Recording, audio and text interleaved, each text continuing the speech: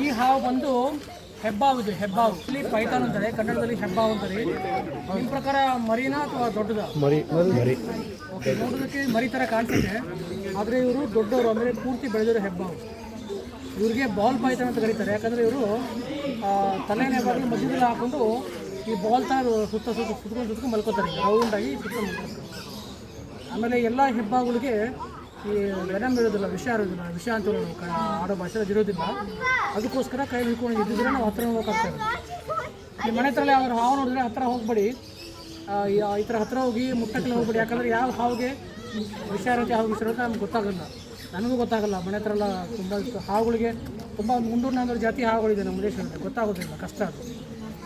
ವಿಷ ಇಲ್ದಿರೋ ಹಾವು ವಿಷ ಇರೋ ಥರ ಅದು ಅವರು ಬಾಡಿ ಸ್ಟ್ರಕ್ಚರ್ಸ್ ಎಲ್ಲ ಹಾಗೆ ಇವಾಲ್ವ್ ಆಗಿಬಿಟ್ಟಿದ್ದಾವೆ.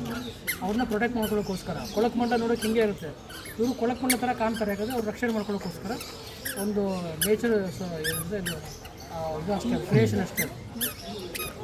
ಇವಾಗ ನಿಮ್ಮ ಹತ್ರ ತೊಗೊಂಡು ಬರ್ತೀನಿ, ನೀವು ಮುಟ್ಬೋದು. ನೀವು ಯಾವ ಥರ ಮುಟ್ತಂದರೆ ಕೆಳಗಡೆ ಭಾಗದಲ್ಲಿ ಮುಟ್ಟಿ, ಕೆಳಗಡೆ ಮೇಲೆ ಮುಟ್ಬೇಡಿ, ಕೆಳಗಡೆ ಭಾಗದಲ್ಲಿ ಮುಟ್ಟಿ. ಪೂರ್ತಿ ಕೈ ಹಿಡ್ಕೊಳ್ಳೋಕ್ಕಾಗಲ್ಲ, ನೀವು ಸಪೋರ್ಟ್ ತೊಗೋಬೋದು ಅಷ್ಟೇ. ಹಿಂಗೆ ಮಧ್ಯದಲ್ಲಿ ಹಿಂಗೆ ಸಪೋರ್ಟ್ ತೊಗೊಂಡು ಹಿಡ್ಕೊಳ್ಳೋದು ಅಷ್ಟೇ, ಎರಡು ಕೈ ಹಿಡ್ಕೊಳ್ಳೋಷ್ಟು, ಪೂರ್ತಿ ಹಿಡ್ಕೊಳ್ಳೋಕ್ಕಾಗಲ್ಲ.